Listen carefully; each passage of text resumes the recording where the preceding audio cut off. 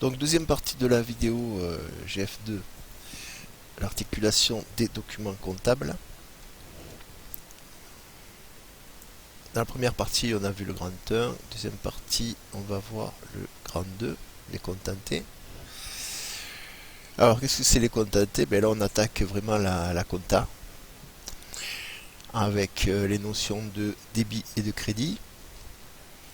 Et ces comptes, on va les représenter sous la forme d'un T. Donc, on va bien le T là. À gauche, on aura le débit, à droite le crédit. Le débit va nous permettre d'enregistrer les flux entrants, le crédit les flux sortants. Donc comme on passe du schéma des flux au compte, par exemple le 711 achat de matières premières à Kerguelen, donc qu'est-ce qui entre chez nous? C'est les matières premières. Qu'est-ce qui sort de chez nous? C'est la dette envers Kerguelen. Et cela, on va l'enregistrer. Donc la sortie, elle va au crédit, 600 euros. Et l'entrée, elle va au débit du compte achat matières premières. On verra après qu'on les codifie. Donc l'achat matières premières, c'est le compte 601. On verra ça plus tard. Tandis que pour le crédit, c'est chez le fournisseur Kerguelen qui commence par 401. On verra aussi la codification un peu plus tard. Dans les règles de passage, pour chaque flux, on utilise un compte. Il y a au minimum deux comptes, puisqu'on a au moins une entrée, au moins une sortie. On peut avoir plus de deux comptes. Les flux entrants, c'est égal aux emplois, et c'est égal au débit. Et les flux sortants, c'est la ressource ou le crédit.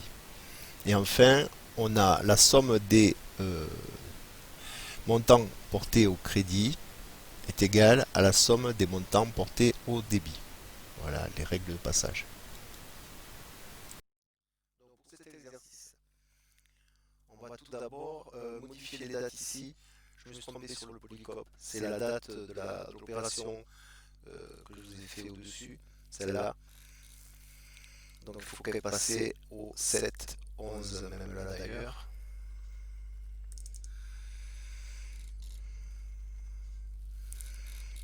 Bon, ok, c'est bon. Alors on y va. 9, 11, paiement par chèque pour Kerguelen.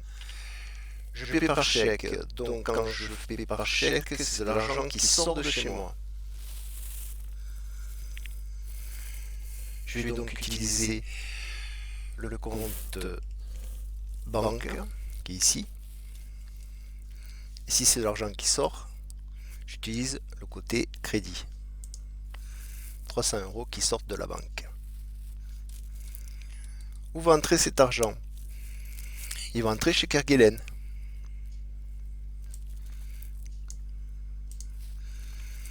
Donc le 9-11, entrée chez Kerguelen, 300. Le 10-11, reçu la facture EDF pour 100 euros. Donc quand je reçois une facture, c'est que j'achète quelque chose. Ici, qu'est-ce que j'achète à EDF? C'est de l'électricité. C'est des fournitures non stockables. On va utiliser donc ce compte. Quand j'achète, ça entre. Donc 10, 11, 100 euros. Et qu'est-ce qui sort? Je paye pas, donc c'est pas moi, je touche pas à ma banque ou à ma caisse. J'envoie juste à EDF un petit papier en disant que je lui dois 100 euros. Donc EDF, je vais sortir un petit papier de 100 euros.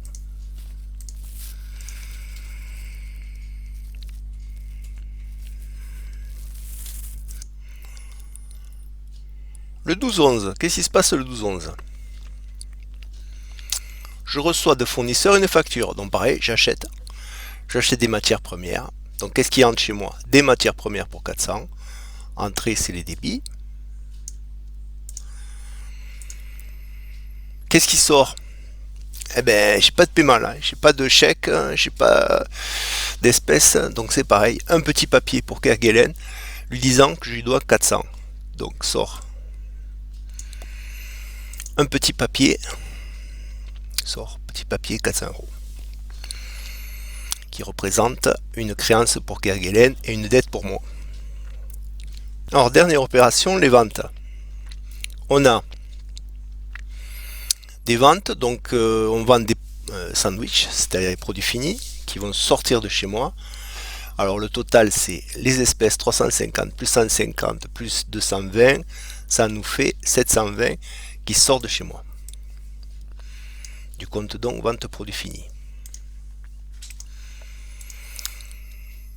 Qu'est-ce qui entre? Eh bien il rentre des paiements en espèces, en carte bleue et entre des crédits que j'accorde aux clients. Donc on commence par les espèces, on va utiliser la caisse 350 qui entre. Ensuite la banque pour 150 puisque c'est des paiements en carte bleue. Et enfin vont entrer dans le compte client un petit papier qui représente ma créance et pour les clients la dette. Donc entre chez les clients un petit papier pour 220 euros. On va faire maintenant les soldes des comptes. Alors première chose à faire, vous tracez les traits en dessous des montants pour chaque solde. Alors une fois les traits tracés, on va faire l'addition de chaque côté du compte. Par exemple ici je fais l'addition de tous mes crédits et l'addition ensuite je ferai l'addition de tous mes débits. Donc 600 plus 400, on a donc ici 1000. Je ne mets pas la date parce que ça normalement on le fait à la fin du mois. Les débits, j'ai 300. Et je fais ça pour tous. Donc ici 1000.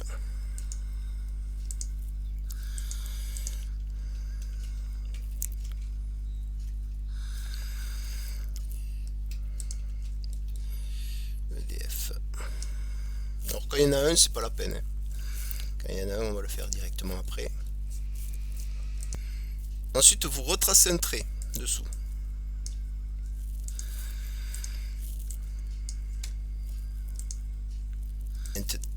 Et maintenant, on va calculer le solde. Donc ici, on a le plus grand côté, c'est le crédit. Le plus petit, c'est le débit. Donc c'est un solde créditeur. Le plus grand côté, il gagne.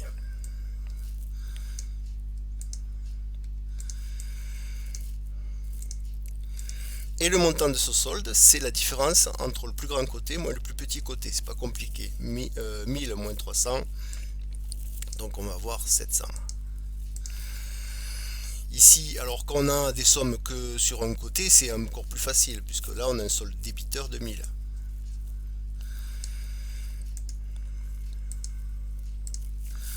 Solde débiteur qu'on peut abréger en SD, solde débiteur, et là pour les soldes créditeurs on mettra SC. Donc on a un aussi facile, SC pour 100, là on en a un aussi, SD 100, vous le mettez au milieu, vous mettez le solde, SD 220, c'est pas compliqué, SC 720, 720, caisse SD 350. Alors banque, il faut calculer un peu. 300 moins 150, ça fait 150. Le plus grand côté, c'est le crédit, donc c'est un solde créditeur de 150 euros. Alors, si on veut faire parler ces comptes, par exemple Kerguelen, le fournisseur Kerguelen a un solde créditeur de 700. Qu'est-ce que ça veut dire? Ça veut dire que le fournisseur Kerguelen me fait crédit de 700 euros. En d'autres termes, l'entreprise doit 700 euros à Kerguelen. Pour un client, c'est l'inverse. Le client a un solde débiteur de 220, donc les clients me doivent 220 euros.